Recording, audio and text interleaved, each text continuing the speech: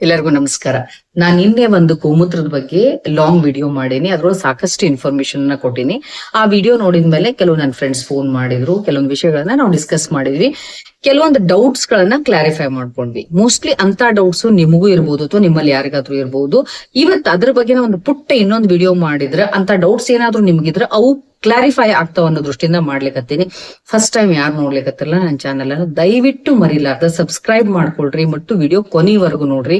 ಅಂದ್ರೆ ನನಗೊಂದು ಮೋಟಿವೇಶನ್ ಸಿಗ್ತದ ಒಳ್ಳೆಯ ಅಥೆಂಟಿಕ್ ಇನ್ಫಾರ್ಮೇಟಿವ್ ವಿಡಿಯೋಸ್ ಅನ್ನ ನಿಮ್ ಮುಂದೆ ತರ್ಲಿಕ್ಕೆ. ಓಕೆ, ಆಯುರ್ವೇದದೊಳಗ ಆಕ್ಚುಲಿ ನಾವು ಗೋಮೂತ್ರವನ್ನ 3 ಫಾರ್ಮ್ ಒಳಗ 3 ರೂಪದೊಳಗ ಯೂಸ್ ಮಾಡ್ಲಿಕ್ಕೆ ರೆಕಮೆಂಡ್ ಮಾಡ್ಯಾರ ನಮ್ಮ ಆಚಾರ್ಯರು. ನಂಬರ್ 1 ಏನಂದ್ರೆ ಫ್ರೆಶ್ ಯೂರಿನ್ ಅಂತ ಹೇಳ್ತೀವಿ. ನೀವ್ ಅನ್ಕೋಬಹುದಲ್ಲ, ನಿನ್ನೆ ವಿಡಿಯೋ ಒಳಗ ನೀವು ಫ್ರೆಶ್ ಯೂರಿನ್ ಅನ್ನ ಯೂಸ್ ಮಾಡ್ಲಿಕ್ಕೆ ಹೇಳಿಲ್ಲ ಅಂತ ಹೇಳಿರಿ ಅಂತೇಳಿ. ಇವತ್ತು ನಾನು ಅದನ್ನೇ ಹೇಳ್ತೀನಿ. ಫ್ರೆಶ್ ಯೂರಿನ್ ಅಂದ್ರೆ ಯೂರಿನ್ ಬಂದ್ ಪ್ರೊಡ್ಯೂಸ್ ಆಗಿ ಅರ್ಧ ತಾಸ್ನೊಳಗ ಏನ್ ಫ್ರೆಶ್ ಯೂರಿನ್ ಇರ್ತಾವಲ್ಲ ಅವನ್ನ ನೀವು ಯೂಸ್ ಮಾಡ್ಬೋದು. ಹೆಂಗಪ್ಪ ಅಂದ್ರೆ not like a drinks, healthy drinks type ಅಲ್ಲ, ಅಲೋನ್ ಫ್ರೆಶ್ ಯೂರಿನ್ ಅನ್ನ ಗ್ಲಾಸ್ ಒಳಗೆ ತಗೊಂಡು ಕುಡಿಯೋದು ಅಲ್ಲ, ಅಥವಾ ಮಾರ್ನಿಂಗ್ ಡ್ರಿಂಕ್ಸ್ ಟೈಪ್ ಅಲ್ಲ. ಅವುಗಳನ್ನ ಅಗೇನ್ ಶುದ್ಧೀಕರಣವನ್ನ ಮಾಡಿ ಬೇರೆ ಮೆಡಿಸಿನ್ ಜೊತೆಗೆ ನಾವು ಅನುಪಾನದಂತೆ ಯೂಸ್ ಮಾಡ್ಲಿಕ್ಕೆ ಹೇಳ. ಎಷ್ಟೋ ಮೆಡಿಸಿನ್ಸ್ ಅನ್ನ ಪ್ರಿಪರೇಷನ್ ಮಾಡೋ ಟೈಮ್ ಒಳಗಡೆ ಗೋಮೂತ್ರ ಹಾಕಿ ಆ ಫ್ರೆಶ್ ಯೂರಿನ್ ಅನ್ನ ಹಾಕಿ ಪ್ರಿಪರೇಷನ್ ಮಾಡೋದ್ರಿಂದ ಆ ಮೆಡಿಸಿನ್ ಬಯೋ ಅವೈಲಬಿಲಿಟಿ ನಮ್ಮ ದೇಹಕ್ಕೆ ಹೆಚ್ಚಿಗೆ ಸಿಗ್ತದೆ. ಇಲ್ಲಿ ಇನ್ನೊಂದು ಪ್ರಶ್ನೆ ಬರ್ತದ, ಫ್ರೆಶ್ ಯೂರಿನ್ ಅನ್ನ ಯೂಸ್ ಮಾಡ್ಲಿಕ್ಕೆ ಹೇಳ್ಯಾರ ಅನ್ನೋದಾದ್ರೆ ಯಾವಾಗ ಹೇಳ್ಯಾರ ಅವರು? ಸುಮಾರು 3-4 ಸಾವಿರ ವರ್ಷದಿಂದ ಹೇಳ್ಯಾರ. ಅವಾಗ ಆಕಳು ಏನೇನ್ ಊಟ ಮಾಡ್ತಿದ್ವು, ಅವಾಗ ಪರಿಸರ ಹೆಂಗಿತ್ತು, ಅದ್ರ ಕಡೆ ಸ್ವಲ್ಪ ಗಮನ ಕೊಡ್ಬೇಕು. ಅವಾಗ ಹಂಗ್ ಹೇಳಿದ್ರು ಹಿಂಗ ಅಂತ ಹೇಳಿ ದಯವಿಟ್ಟು ಒಂದ್ ರೀತಿ ಮೈಂಡ್ ಅನ್ನ ಸಣ್ಣದ್ ಮಾಡ್ಕೊಂಡು ಏನೇನೋ ಮಾತಾಡ್ಲಿಕ್ಕೆ ಹೋಗ್ಬಾರ್ದು. ಲಾಜಿಕಲ್ ಮೈಂಡ್ ಇಟ್ಕೊಂಡು ಕರೆಕ್ಟ್ ಆಗಿ ಸೈಂಟಿಫಿಕ್ ಮೈಂಡ್ ಇಟ್ಕೊಂಡು ನೀವು ವಿಚಾರ ಮಾಡಿ ನೋಡ್ರಿ. ಅವಾಗ ಹೆಂಗಿತ್ತು ವಾತಾವರಣ? ಅವಾಗ ಈಗ ನಂಗ ಟ್ರಾಶ್ ಗಾರ್ಬೇಜು ಎಲ್ ಬೇಕಲೆ ಪ್ಲಾಸ್ಟಿಕ್ ಹರಡಿರ್ತಾವ, ಅದನ್ನ ಪಾಪ ಆಕಳು ತಿಂತಿರ್ತಾವ. ಹಂಗಿರ್ಲಿಲ್ಲ. ಆಮೇಲೆ ಮುಸುರಿ, ಅಡಿಗೆ, ಹಳಸಿದ ಅನ್ನ, ಎಂತಾದ್ ಬೇಕಂತದ ಗಟರ್ ನೀರ್ ಕುಡಿತಿರ್ತಾವು, ಯಾವ ಎಲ್ಲೆಲ್ಲೋ ಹೋಗುವಂತ ಹೊಲಸ್ ನೀರನ್ನ ಕುಡಿತಿರ್ತಾವ. ಹಂಗಲ್ಲ. ಅವಾಗಿನ ಆಕಳುಗಳು ಸರಿಯಾಗಿ ಫಸ್ಟ್ ಆಫ್ ಆಲ್ ಕ್ಲೀನ್ ಇರುವಂತಹ ಜಾಗದೊಳಗ ಅವಕ್ಕಂತ ಒಂದು ಗೋಶಾಲೆ ಅಂತ ಇರ್ತಿತ್ತು, ಅಥವಾ ಮನಿಯೊಳಗ ಹಟ್ಟಿ ದಂದಕ್ಕಿ ಅಂತ ಏನೋ ಒಂದ್ ಮಾಡ್ತಾರ, ದನದ ಹಕ್ಕಿ ಅಂತ ಮಾಡ್ತಾರಲ್ಲ, ಅವು ಬಹಳ ಕ್ಲೀನ್ ಆಗಿರ್ತಿದ್ವು. ನಂಬರ್ 1. ಎರಡನೇದು ಫ್ರೆಶ್ ವಾಟರ್ನ ಕುಡಿತಿದ್ವು. ದನಗಳಿಗೆ ಹಿಂದ ಯಾವಾಗ್ಲೂ ಕ್ಲೀನ್ ವಾಟರ್ನ ಕುಡಿಲಿಕ್ಕೆ ಕೊಡ್ತಿದ್ರು. ಜೊತೆಗೆ ಹಸಿ ಹುಲ್ಲು, ಒಣ ಹುಲ್ಲು, ತೌಡು ಮತ್ತು ಕಾಳು ಕಡೆಗಳನ್ನ, ಆಮೇಲೆ ಈ ಹುರುಳಿ ಕಾಳಂತ ಕಡೆಗಳನ್ನ ಅವನ್ನೆಲ್ಲವನ್ನು ಸರಿಯಾಗಿ ಅದಕ್ಕಂತ ಒಂದು ರೀತಿ ಒಳಗಡೆ ಪ್ರೊಸೆಸ್ ಮಾಡಿ ಫುಡ್ ಅನ್ನ ಕೊಡ್ತಿದ್ರು. ಅದರಿಂದ ಅವುಗಳ ಹಾಲಿನ ಕ್ವಾಲಿಟಿ, ಯೂರಿನ್ ಕ್ವಾಲಿಟಿ, ಈವನ್ ಆ ಕೌಡನ್ ಕ್ವಾಲಿಟಿ ಕೂಡ ಅಷ್ಟು ಚೆನ್ನಾಗಿರ್ತಿತ್ತು. ಅವಾಗಿನ ಕೌಡನ್, ಅವಾಗಂದ್ರೆ ನಾವು ಹಿಂದೆ ಸಾವಿರಾರು ವರ್ಷದ ಹಿಂದೆ ಹೋಗುದ್ ಬೇಡ್ರಿ. ಈಗ ಜಸ್ಟ್ ಒಂದು 20 years ಬ್ಯಾಕ್ ನೀವು ಯಾವ್ದಾದ್ರು ಒಂದು ಪೂಜೆ ಮಾಡ್ಬೇಕಾದ್ರೆ ನಾವು ಆಕಳ ಸಗಣಿ ತಗೊಂಡ್ ಬಂದ್ರೆ ಅದರ ಒಂದು ವಾಸನೆ ಬೇರೆ ಇರ್ತಿತ್ತು. ಈಗೇನ್ ನೀವೇನಾದ್ರೂ ಒಂದು ಗಣಪತಿ ಪೂಜೆ ಮಾಡ್ಲಿಕ್ಕೆ ಹೋಗ್ರಿ, ಎಲ್ಲರ ಸಗಣಿ ತಗೊಂಡ್ ಬರ್ರಿ, ಅದ್ರ smell exactly faecal matter, human faecal matter smell ಬರ್ತಿರ್ತದ. Because it depends on what they eat. ಅದು ಏನು ಕುಡಿತದ, ಹೆಂಗಿರ್ತದ, ಎಷ್ಟು ಫ್ರೆಶ್ ಆಗಿರ್ತದ ಅನ್ನೋದ್ರ ಮೇಲೆ ಡಿಪೆಂಡ್ ಇರ್ತದ. ಮತ್ತು ಸೂರ್ಯನ ಬಿಸಿಲಿನೊಳಗ ಬೆಳಗ್ಗೆಯಿಂದ ರಾತ್ರಿ ತನ ಅವು ಸರಿಯಾಗಿ ಹೊರಗೆಲ್ಲ ಮೇಲಿಕ್ ಹೋಗ್ತಿದ್ವು. ಅವಾಗ ಒಳ್ಳೆ ರೀತಿಯಿಂದ ಮೆಟಬಾಲಿಸಮ್ ಆಗ್ತಿತ್ತು. ಅದಕ್ಕೋಸ್ಕರ ಅವಾಗಿರುವಂತ ಆ ಫ್ರೆಶ್ ಯೂರಿನ್ ಅನ್ನ ತಗೊಂಡು ಅದನ್ನು ಡೈರೆಕ್ಟ್ ಆಗಿ ಕುಡಿಯೋ ಹಂಗಿಲ್ಲ, ಅವುಗಳನ್ನ ಕೆಲವೊಂದು ಮೆಡಿಸಿನ್ಸ್ ಒಳಗ ಹಾಕ್ತಿದ್ರು. ಮೆಡಿಸಿನ್ ಜೊತೆಗೆ ಯೂಸ್ ಮಾಡೋದ್ರಿಂದ ಅದು ಬಯೋ ಎನ್ಹಾನ್ಸರ್ ಟೈಪ್ ಕೆಲಸ ಮಾಡ್ತಿತ್ತು.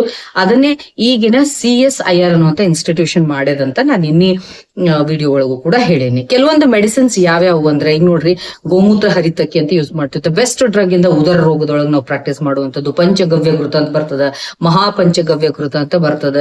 ದಾರು ಹರಿದ್ರಾ ಚೂರ್ಣ ಜೊತೆಗೆ ನಾವು ಗೋಮೂತ್ರವನ್ನ ಹಾಕಿ ಯೂಸ್ ಮಾಡ್ತೀವಿ. ಆಮೇಲೆ ಗೋಮೂತ್ರ ಜೊತೆಗೆ ನಾರಾಯಣ ಚೂರ್ಣವನ್ನ ಹಾಕಿ ಯೂಸ್ ಮಾಡ್ತೇವೆ.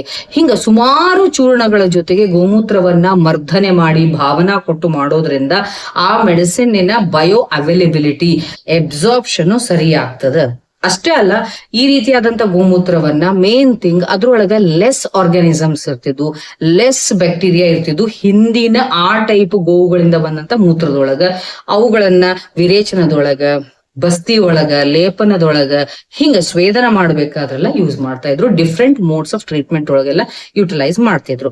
ಇನ್ನು ನಂಬರ್ 2 ಏನು ಅಂತಂದ್ರೆ, ನಾನು ನಿನ್ನ ಹೇಳಿನಿ, ಗೋಮೂತ್ರ ಅರ್ಕ ಅಂದ್ರೆ ಗೊತ್ತದಲ್ಲ, ಡಿಸ್ಟಿಲೇಟ್ ಮಾಡುವಂಥದ್ದು, ಡಿಸ್ಟಿಲೇಷನ್ ಮಾಡುವಂಥದ್ದು. ಗೋಮೂತ್ರವನ್ನ ಸರ್ಟನ್ ಟೆಂಪರೇಚರ್ ಒಳಗ ನೀವು ಬಾಯ್ಲ್ ಮಾಡೋದ್ರಿಂದ ಅದೇನ್ ಬಾಷ್ಪ ಬರ್ತದಲ್ಲ ಅವಾಗ ಓಲಟೈಲ್ ಥಿಂಗ್ಸ್ ಅಷ್ಟ ಮೇಲೆ ಬರ್ತಿದ್ವು, ನಾನ್ ಓಲಟೈಲ್ ಕೆಳಗೆ ರೆಸಿಡ್ಯೂ ಉಳ್ಕೊಂತಿದ್ವು. ಅದರಿಂದ ಬಂದಂತಹ ಆ ಒಂದು ಬಾಷ್ಪವನ್ನ ಕ್ರೋಢೀಕರಿಸಿ ಆ ಅರ್ಕವನ್ನ ಯೂಸ್ ಮಾಡ್ತಿದ್ರು.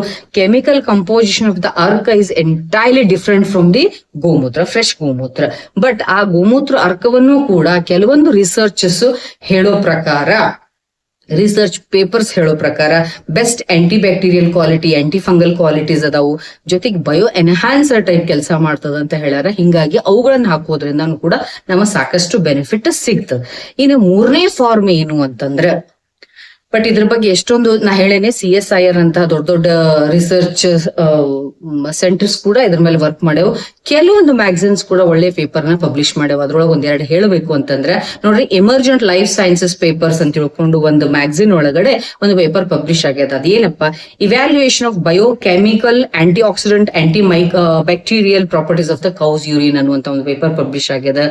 ಇನ್ನೊಂದು ಮ್ಯಾಗಝಿನ್ ಬರ್ತದೆ, international journal of pharmaceutical science and research ಅನ್ನುವಂತ ಒಂದು ಮ್ಯಾಗಝಿನ್ ಒಳಗಡೆ ಕೌಸ್ ಯೂರಿನ್ ಅಪ್ನೇಷಿಯಾ ಅನ್ನುವಂತ ಪೇಪರ್ ಪಬ್ಲಿಷ್ ಆಗ್ಯದ. ಇನ್ನೊಂದು TMR ಮ್ಯಾಗಝಿನ್ಸ್ ಅಂತ ಎಲ್ಲರಿಗೂ ಗೊತ್ತದಲ್ಲ, ಆ ಮ್ಯಾಗಝಿನ್ ಒಳಗಡೆ bacterial profile comparative antimicrobial efficacy of fresh urine of cows, buffaloes and humans ಅನ್ನುವಂತ ಕೆಲವೊಂದು ಪೇಪರ್ ಪಬ್ಲಿಷ್ ಆಗ್ಯಾವ.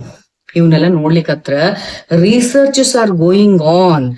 ಈ ಸಮಸ್ಯೆ ಬರೋದಿಲ್ಲ ಅಂದ್ರೆ ಸಾದಾ ಜನರೊಳಗಡೆ ಲಾಜಿಕಲ್ ಮೈಂಡ್ ಇಲ್ಲ, ಸೈಂಟಿಫಿಕ್ ಪರ್ಸ್ಪೆಕ್ಟಿವ್ ಇಲ್ಲ, ಸುಮ್ಮನೆ ಏನೋ ತಮಗ್ ತಿಳಿದದ್ದನ್ನ ಏನೇನೋ ಮಾಡೋದು, ಪ್ರಾಕ್ಟೀಸ್ ಮಾಡುವಂತವ್ರು ಅಂತವ್ರೆ, ಬ್ಲೇಮ್ ಮಾಡುವಂತವ್ರು ಅಂತವ್ರೆ.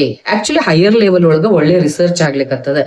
ನೋಡ್ರಿ, ಹ್ಯೂಮನ್ ಯೂರಿನ್ ಮೇಲೂ ಕೂಡ ಸುಮಾರು ರಿಸರ್ಚಸ್ ನಡೀಲಿಕ್ಕತ್ತಾವು. ನಮ್ಮ ದೇಶದೊಳಗ ಹ್ಯೂಮನ್ ಯೂರಿನ್ ಅನ್ನ ಸ್ವಮೂತ್ರಪಾನ ಮಾಡಿದಾಗ ತಮಾಷೆ ಆಯ್ತು, ಅವ್ರ ಮೇಲೆ ಅಪಮಾನ ಮಾಡೋದು ಅಥವಾ ಏನೇನೋ ಮಾತಾಡೋದು ಮಾಡಿದ್ರು.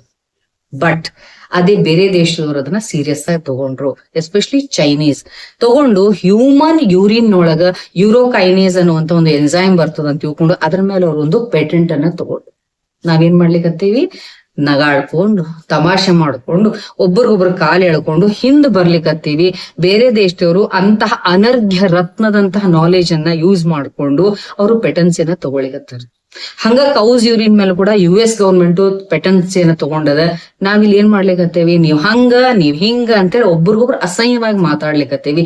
ದಯವಿಟ್ಟು ಈ ಕೆಲಸ ಮಾಡ್ಲಿಕ್ಕೆ ಹೋಗ್ಬೇಡ್ರಿ. B educated, real educated people ಅಂದ್ರೇನು, ಎಲ್ಲಾ ನಿಮ್ಮ ನಂಬಿಕೆಗಳನ್ನ ಒಂದ್ ಕಡೆ ಸೈಡ್ ಇಡ್ರಿ.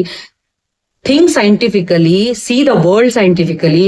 ಯಾರೋ ಏನೋ ಹಿಂದಿನ ಟೆಕ್ಸ್ಟ್ ಒಳಗೆ ಹೇಳ್ಯಾರಂತಂದ್ರೆ ಅದು ಒಬ್ರಲ್ಲ ಇಬ್ರಲ್ಲ, ನಾಲ್ಕು ಆಚಾರ್ಯರು ಬಹಳ ವೇದಗಳೊಳಗೆಲ್ಲ ಮೆನ್ಷನ್ ಮಾಡ್ಯದ ಅನ್ನೋದಾದ್ರೆ ಸಮಥಿಂಗ್ ಮಸ್ಟ್ ಬಿ ದೇರ್. ಅದನ್ನ ಹುಡುಕುವಂತಹ, ರಿಸರ್ಚ್ ಮಾಡುವಂತಹ ಪ್ರಯತ್ನ ಬೇಕು. ಓಕೆ, ಸೊ ಇವನ್ನೆಲ್ಲಾ ನೋಡಿದಾಗ ಕೌಸ್ ಯೂರಿನ್ ಹ್ಯಾಸ್ ಗಾಟ್ ಸಿಕ್ಕಾಪಟ್ಟೆ ಪೊಟೆನ್ಸಿ ಐತಿ ಇನ್ ದ ಹೆಲ್ತ್ ಇಶ್ಯೂಸ್ ಒಳಗ ಯೂಸ್ ಮಾಡ್ಲಿಕ್ಕೆ ಅನ್ನೋದಂತೂ ಗೊತ್ತಾಗ್ತದೆ. ಇನ್ನು ಮೂರನೇ ಫಾರ್ಮ್ ಏನಪ್ಪಾ ಅಂದ್ರ ಗೋಮೂತ್ರ ಆಸವ ಅಂತ ಬರ್ತೇವೆ. ಅಂದ್ರೆ ಗೋಮೂತ್ರವನ್ನ 30 days ಇಟ್ಟು ಫರ್ಮೆಂಟೇಶನ್ ಮಾಡಿದಾಗ ಅಲ್ಲಿ ಸೆಲ್ಫ್ ಜನರೇಟೆಡ್ ಆಲ್ಕೋಹಾಲ್ ಪ್ರೊಡ್ಯೂಸ್ ಆಗ್ತದ. ಅದನ್ನು ಕೂಡ ಕೆಲವೊಂದು ಮೆಡಿಸಿನ್ ರೂಪದೊಳಗ ಯೂಸ್ ಮಾಡುವಂತಹದ್ದದ. ಬಟ್ ನಾನ್ ನಿಮ್ಗ ಬಹಳ ಕ್ಲಿಯರ್ ಆಗಿ ಹೇಳ್ತೀನಿ, ಫ್ರೆಶ್ ಗೋಮೂತ್ರವನ್ನು ಕೂಡ ಡೈರೆಕ್ಟ್ ಆಗಿ ಯೂಸ್ ಮಾಡುವಂಗಿಲ್ಲ, ಮೆಡಿಸಿನ್ ಜೊತೆಗೆ ಯೂಸ್ ಮಾಡ್ಬೇಕು ಶುದ್ಧೀಕರಣ ಆದ ನಂತರ. ಆ ಶುದ್ಧೀಕರಣಕ್ಕೂ ಕೂಡ ಆಯುರ್ವೇದದೊಳಗ ತನ್ನ ಸ್ಪೆಸಿಫಿಕ್ ಸ್ಟೆಪ್ಸ್ ಅನ್ನ ಹೇಳ್ಯಾರ. ಮತ್ತು ಗೋಮೂತ್ರ ಅರ್ಕಕ್ಕೂ ಸ್ಪೆಸಿಫಿಕ್ ಸ್ಟೆಪ್ಸ್ ಅದಾವು, ಅದು ಅರ್ಕ ಪ್ರಕಾಶನ ಗ್ರಂಥದೊಳಗೆ ಹೇಳ್ಯಾರ. ಇನ್ನು ಮೂರನೇದೇನು, ಗೋಮೂತ್ರ ಆಸವ ಮಾಡ್ಬೇಕಾದ್ರೂ ಕೂಡ, ಇದನ್ನ ಫರ್ಮೆಂಟೇಶನ್ ಮಾಡ್ಬೇಕಾದ್ರೂ ಕೂಡ 30 days ಹೆಂಗ್ ಇಡಬೇಕು, ಅದ್ರೊಳಗಿರುವಂತ ಬ್ಯಾಕ್ಟೀರಿಯಾನೆಲ್ಲ ಯಾವ ರೀತಿಯಾಗಿ ಕಿಲ್ ಮಾಡಿ ಅದನ್ನ ಹೆಂಗ್ ಸ್ಟರೈಲ್ ಮಾಡ್ಕೋಬೇಕು, ಸೆಲ್ಫ್ ಜನರೇಟೆಡ್ ಆಲ್ಕೋಹಾಲ್ ಹೆಂಗ್ ತಗೋಬೇಕು ಅನ್ನುವಂತ ಸ್ಟೆಪ್ಸ್ ಅನ್ನ ಫಾಲೋ ಮಾಡಿನೇ ಇದನ್ನ ಯೂಸ್ ಮಾಡೋದ್ರಿಂದ ಸಾಕಷ್ಟು ನಮಗ ಇದನ್ನ ಹೆಲ್ತ್ ಇಶ್ಯೂಸ್ ಅನ್ನ ನಾವು ಅಡ್ರೆಸ್ ಮಾಡ್ಬೇಕಾದ್ರೆ ಯೂಸ್ ಮಾಡ್ಕೋಬಹುದು. ಓನ್ಲಿ ಥಿಂಗ್ ನಮ್ಗೆ ಬೇಕಾಗಿದ್ದೇನು ಅಂದ್ರೆ ಬ್ರಾಡ್ ಮೈಂಡ್ ಬೇಕು, ಸೈಂಟಿಫಿಕ್ ಮೈಂಡ್ ಬೇಕು, ಮತ್ತು ಯಾವ್ದು ಒಳ್ಳೇದದ ಅದನ್ನ ಬಹಳ ಅಭಿಮಾನದಿಂದ ಒಪ್ಪುಕೊಳ್ಳುವಂತ ಮಾನಸಿಕ ಸ್ಥಿತಿ ಬೇಕು. ಮುಕ್ತವಾಗಿ ಎಕ್ಸ್ಪೆರಿಮೆಂಟ್ ಮಾಡುವಂತಹ ಒಂದು ಅವಶ್ಯಕತೆ ಇವತ್ತಿನ ಕಾಲಕ್ಕೆ ಐತಿ. ನೋಡ್ರಿ, ಈ ಸದ್ಯ ನಮ್ಮಲ್ಲಿ ಟೆಕ್ನಾಲಜಿ ಚಲೋ ಅದ, ಸ್ಟಡಿ ಮಾಡುವಂತ ಮೆಂಟಾಲಿಟಿ ಐತಿ, ನಮ್ಮಲ್ಲಿ ಕೋಡೆಡ್ ಫಾರ್ಮ್ ಒಳಗಿರುವಂತ ಇಂತಹ ಎಷ್ಟೋ ನಾಲೆಜ್ ಅದಾವ್. Only thing we have to analyse, we have to decode and we have to experiment in the light of modern science. ಆಮೇಲೆ ಅದ್ರಲ್ಲಿ ಒಳ್ಳೆಯ ಕ್ವಾಲಿಟೀಸ್ ಏನಾದ್ರು ಬಂದ್ರೆ ಅವುಗಳನ್ನ ವಿಶ್ವದ ಮುಂದೆ ಬಹಳ ಧೈರ್ಯವಾಗಿ ಮುಂದಿಡುವಂತಹ ಅವಶ್ಯಕತೆ ಅದ. ಗೊತ್ತಾಯ್ತಲ್ಲ ನಿಮಗ. ನಾ ಇವತ್ತು ಹೇಳಿರುವಂತ ಪಾಯಿಂಟ್ಸ್ ನಿಮಗ ಹೌದಪ್ಪ ನಮ್ಮ ವಿಜ್ಞಾನದೊಳಗ ಒಂದು ತಾಕತ್ ಐತಿ ಅಂತ ಅನ್ಸಿದ್ರೆ ದಯವಿಟ್ಟು ನನ್ನ ಚಾನೆಲ್ ಅನ್ನು ಸಬ್ಸ್ಕ್ರೈಬ್ ಮಾಡ್ರಿ, ಕಂಟಿನ್ಯೂಸ್ ಆಗಿ ಫಾಲೋ ಮಾಡ್ರಿ. ಮತ್ತು ನಾ ಕೊಡ್ತಾ ಇರುವಂತಹ, ನಾ ಅಪ್ಡೇಟ್ ಮಾಡುವಂತಹ videos they are full of knowledge and scientific authentic information ಇರ್ತಾವು. ಅದಕ್ಕೋಸ್ಕರ ನನ್ನ ಉದ್ದೇಶ ಅಷ್ಟೇ, ನಮ್ಮ ಆಯುರ್ವೇದಿಕ್ ಟೆಕ್ಸ್ಟ್ ಒಳಗೆ ಹೇಳಿರುವಂತಹ, ನಮ್ಮ ವಿಜ್ಞಾನಿಗಳು ಹೇಳಿರುವಂತಹ ನಾಲೆಜ್ ಅನ್ನ ಇನ್ the light of modern science decode ಮಾಡಿ ನಮ್ಮ ಜನರಿಗೆ ತಿಳಿಸೋದ್ರಿಂದ ನಮ್ಮ ವಿಜ್ಞಾನದ ಬಗ್ಗೆ ನಮ್ಮ ಜನರಿಗೆ ಒಂದು ಗೌರವ ಬರ್ತದ, ಸೆಲ್ಫ್ ರೆಸ್ಪೆಕ್ಟ್ ಬರ್ತದ. ಯಾವಾಗ ಯಾವ ಮನುಷ್ಯನಿಗೆ ಸೆಲ್ಫ್ ರೆಸ್ಪೆಕ್ಟ್ ಇರ್ತದಲ್ಲ ಆ ಮನುಷ್ಯ ಮುಂದೆ ಹೆಜ್ಜೆ ಇಡ್ತಾನ. ಇನ್ಫೀರಿಯಾರಿಟಿ ಕಾಂಪ್ಲೆಕ್ಸ್ ಬಂತು ಅಂತಂದ್ರೆ ಆ ಮನುಷ್ಯನ ಏನೂ ಸಾಧಿಸ್ಲಿಕ್ಕೆ ಆಗುದಿಲ್ಲ. ಅದಕ್ಕೋಸ್ಕರ we must be proud of ourselves, right? So like ಆದ್ರೆ ಲೈಕ್ ಮಾಡ್ರಿ, ಶೇರ್ ಮಾಡ್ರಿ ಅಂಡ್ ನಿಮ್ಮ ಒಪಿನಿಯನ್ಸ್ ಅನ್ನ ಕಮೆಂಟ್ ಅಲ್ಲಿ ಹಾಕ್ರಿ. Thank you very much.